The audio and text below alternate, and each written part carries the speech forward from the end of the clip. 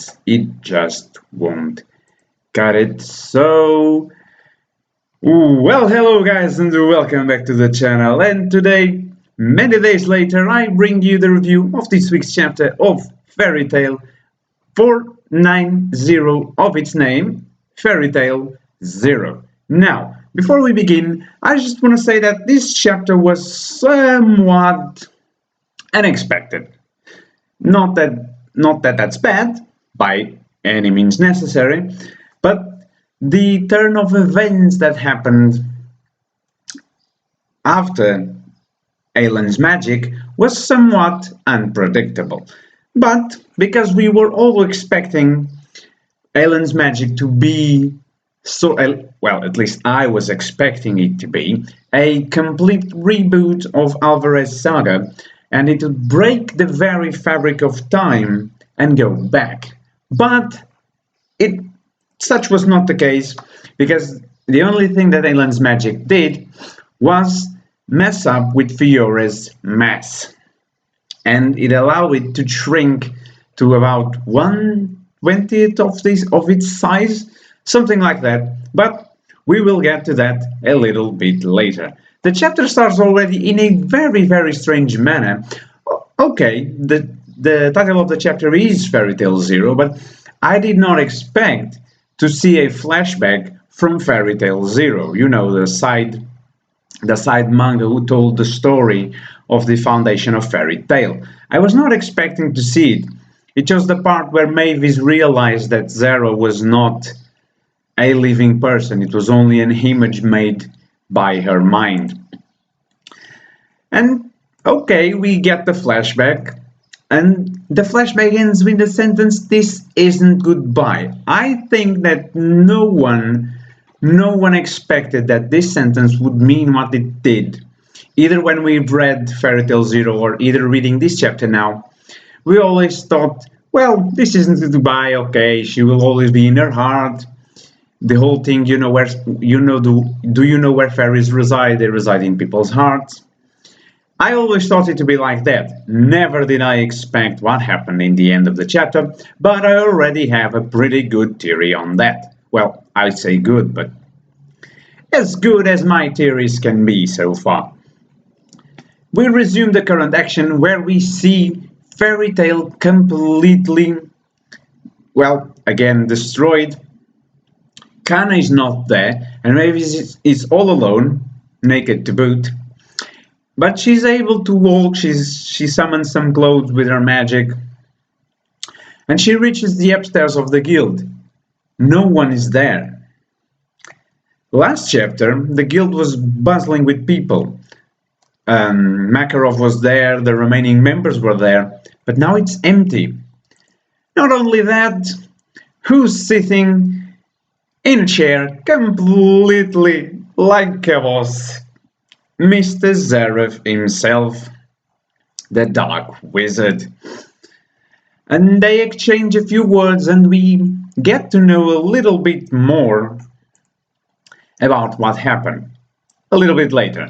I'm jumping ahead of myself. And now we see what happened to everyone, in fact, not just the members of Fairy Tale, to everyone after the effects of Aelin's magic. As always, Natsu is on top of Lucy, and, well, let's just say he's putting his hands where he shouldn't. Well, at least that previously he shouldn't. She doesn't look that bothered about that to me, but... And they start looking around themselves, and they realize that they are not, besides Mest or Brandish or August, and that in fact they can't even sense them. So they must be pretty far away. We then go to Grey, Juvia, and Erza, who are also in a completely different scenario. Wendy and Charla also got separated from them. And now we see that the members that were in the guild are now in a beach. They are by the beach. They decided to enjoy this lovely summer weather. At least where I live, it's a lovely summer weather. By the way, I hope you do not hear anything coming from the outside. I need to have the windows open, otherwise I just boil in here. So Please, if you hear anything from outside, bear with me a little bit. I wish I was in the beach as well. But anyway, and we see that Miragen and Lizana are also there. Weren't they up north? I know, I mean, everyone is completely randomized in the world now.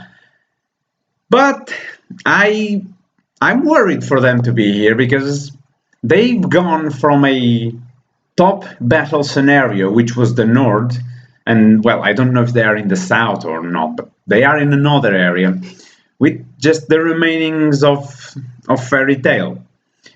And I hope that the armies that are coming, because there's a huge army coming, I just hope that it brings someone that can fight against Miragen, because we need a good Miragen fight.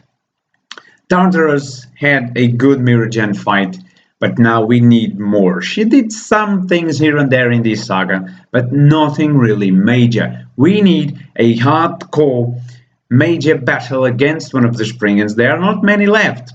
We have Rakeheed, Alan, and August, and any other if they are meanwhile free. And we have the Winter Prince, so that's four. If the Maria was freed, because she was in jail and she was also affected by the magic, maybe she's gone towards.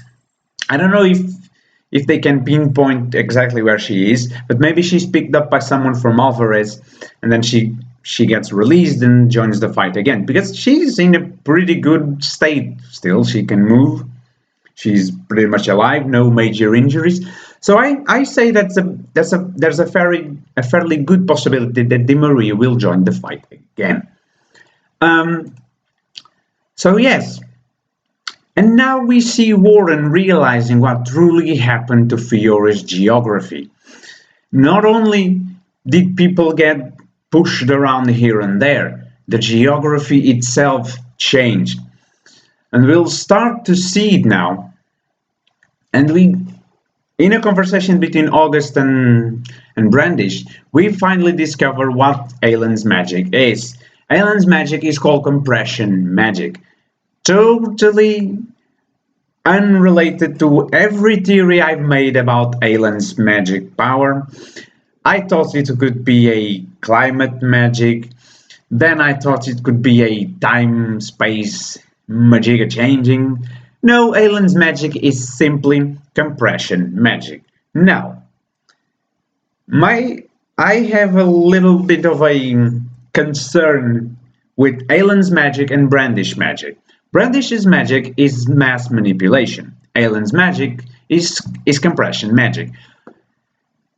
Overall, they sound very similar because when Brandish shrinks things in mass, she's compressing them.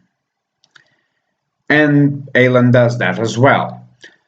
The thing that I think it distinguishes them is that not only can Brandish enlarge or decrease someone's or something's mass, Alan's magic is a little bit more chaotic. She doesn't choose what she does. She just picks something and then like mashes it together. It's not something accurate like Brandish mass manipulation.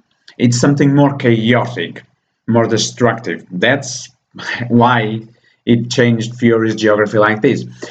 As to how she was able to summon that meteor in the last chapter against technology, I guess, we can think that she compressed the dust particles in the air, and billions upon trillions upon quadrillions of such particles, infinite particles, just combined and made a mass of rock that hit the technology. It could be that, it could be something else, but it's just now knowing what magic she uses, tying up all the other things she did, like when she changed the terrain from snowy to a to a prairie with flowers and everything. Almost again, it sounded like she almost changed the season of the place. I don't think that compression magic can do that. Did she like compress the snow so hard it turned into a milligram sized, millimeter sized particle of snow? I don't know. But I don't think that's just that. I don't think that Alan uses just compression magic. Because if so, compression magic doesn't explain all the other things she did, like changing the north from snow to prairie and summoning the meteor or creating the meteor. But for for current matters, all that it matters is that her compression magic changed the geography of Fiore to the reason to end this war as fast as it can. And then the people are put randomized within the kingdom. So it's almost like when the magic is in action, it safeguards the people. Let us call it a safe bubble. Not to call it a pocket dimension because I've been calling pocket dimensions in every single fairy tale video ever since, like, I don't know, Bradman's fight against Gajeel. I've been saying pocket magic, pocket dimension in each and every single video. So the magic safeguards the people in a sort of a safety bubble, and then when the compression is over, it it places the people randomly in the world. Now, another question: can she set the ratio for the compression? Can she say, okay, I want Fiore to decrease from this side to like half of its size, and then it decreases for half of its size? Or now I want to decrease this half into like 2/3 of its size. And can she set a boundary? Can she say, I want to decrease that to 1/10 of its size, and it decreases? Or is it random? Or is it based on her magic power? It's like she has a mana bar, and after a certain level, she can't compress anything else. I would assume that Aelan has a pretty high mana bar, if we're gonna call it like that. So I think that she could possibly decrease Fiore to a country size, to like a Y size, like a small, no, not small. A Y is not small, but you get my meaning. Fiore is a continent, like America, like Europe, like Asia, and then I think that she could easily reduce it to the size of an island like Hawaii. I don't know why I'm talking geography in the middle of the video. This video is a mess.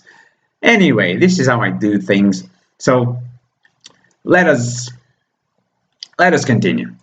And yes, we continue to know her objective, and Zeref and Mavis finally face off. And now we get to know a very interesting point. This is which completely breaks down my last rumbling. It's the first time she used this magic, so there's no way that she can control the ratio to which she makes the compression. So my last 2 minute rambling was all for nothing. GG for me, 10 out of 10 IGN would ramble again. Anyway, let us continue. The results were quite favorable, but now things start to pick up because she was also affected by the random placement. And guess where she ended? Capital of Fiore, Crocus, if I'm not mistaken. Nowhere else than the royal palace itself. We see the princess of Fiore and the king of Fiore again, and the guy that leads the army of Fiore, I forgot his name. I forgot all of their names. They haven't appeared since what? The Magic Festival, the Grand Magic Festival, yes. When they were responsible for the activation of the Eclipse project that almost brought destruction to Fiore by releasing dragons into the world. Natsu and Lucy are also near the capital. Well, I believe that they are because the royal palace is called Mercurius, I believe. So they are close. They are close to the royal palace. So will they meet Aelin in future chapters? But now, what made this chapter were these last 2 pages. We go to a riverside where we see someone crawling, and that someone is no one else than our most dear beloved Gajeel Red Fox. Yes, he's alive. He was not sent to purgatory. Which, one of two. Either Aelin's magic affected Bradman's magic, or ever since Gajeel was affected by Bradman's magic, he was teleported somewhere within Fiore, and he didn't realize that. Only now, after he awoke, after being affected by Aelin's magic, did he realize he was alive. A little more concessive, so you guys don't miss it. Imagine, Gajeel was affected by Bradman's magic. Okay. He was never sent to purgatory. He was teleported to someplace else in Fiore, but he didn't realize that because he was either in a sort of a coma or too tired to awake. And then, when Aelin used her magic, he was teleported to a random place and then awakened. Either that, or the person that now appears before him is the one responsible for saving him. And that person is no one else than Zara herself. Yes, the mental projection of Mavis. Mavis' first friend appears before Gajeel, and she calls herself one of the fairies of origin, one of the founders of fairy tale, even though a spiritual founder at that, but she helped found fairy tale. Now, the most interesting thing about this last page is the name of the next chapter, 491, of its name, Mother and Child. Now, this can mean the term child is ambiguous. The first spoilers I've read actually translated the next chapter's name as mother and son. So at that, it's already a very strange title. But now mother and child actually gives it an ambiguity that can either mean that we're going to see a meeting between Aelin and Erza, because I still believe that they're mother and child, or my theory, which will probably be wrong, imagine if by some way, somehow, Zara is Gajeel's mother. I know. You guys are all there screaming at your computer screens and going like, "You're crazy! You don't know what you're saying." Just bear with me. As we come to know in recent events, the 3 original Dragon Slayers, if not the 5 original Dragon Slayers, were all born 400 years ago and were sent to current times using the Eclipse Gateway. So, technically, they are all from out of this time and they all have an unknown origin. We know that Natsu is Zeref's younger brother, who he tried to resurrect and in turn turned him into a demon. We don't know how Wendy was born into this world. We don't know how Gajeel was born into this world, neither Sting or Rogue. All we know is that they were born somewhere 400 years ago. So, the same way that Natsu can be, and it is, as a matter of fact, a demon, what if Gajeel is a fairy? Now, I'm not saying that Gajeel will grow sparkly little transparent wings and start sprinkling dust all over the place. No. But think about it. The character that was always, and it is in fact, the good guy of the story, turns out to be a demon. And the guy who began as a demon and changed completely 360 no scope. Sorry. He changed 360 no scope completely into a good guy is actually a fairy from the get-go. This would be very, very, very cool because it's something that we always forget. In fact, ever since we realized that they've come from 400 years ago, I haven't seen anyone considering this hypothesis before. Everyone just assumes that they were born in current times when they weren't. All the 5 original Dragon Slayers were born 500 years ago. That doesn't mean that they're necessarily 400. Well, it actually means because when Natsu was imprisoned by Fried's barrier, the barrier was set that people from above a certain age couldn't pass through the barrier. So that's it. This is my idea. Somehow Zera is Gajeel's mother. Because Zera could have also been born 400 years ago. Who knows? I don't remember precisely when Fairy Tail was created, but I don't think it was 400 years ago.